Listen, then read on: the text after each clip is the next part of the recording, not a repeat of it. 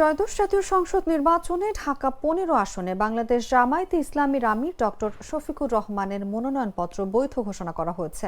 শনিবার রাজধানীর আগারগাঁওয়ে নির্বাচনী প্রশিক্ষণ ইনস্টিটিউটে মনোনয়নপত্র যাচাই বাছাই শেষে তার মনোনয়নপত্র বৈধ ঘোষণা করেন রিটার্নিং কর্মকর্তা মোহাম্মদ ইউনুস আলী।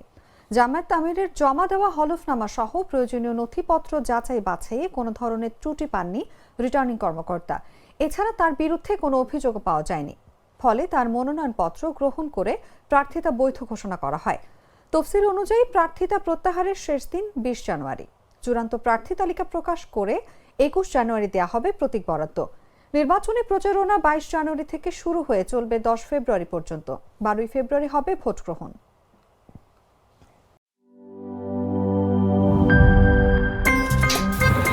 আমার একটা স্মার্ট সিদ্ধান্তে 25% গ্যাসের খরচ কমেছে। ভাবছেন কিভাবে? সাধারণ গ্যাস স্টোভ বদলে আমি এনেছি আরএফএল গ্যাস স্টোভ। এর সাইন্টিফিক নজল ও ব্রাস বার্নার ক্যাপ সমানভাবে তাপ ছড়িয়ে রান্না করে দ্রুত। তাই গ্যাসও বাঁচায় 25%, টাকাও বাঁচে 25%। আরএফএল গ্যাস স্টোভ নিরাপদ ও গ্যাস সাশ্রয়ী।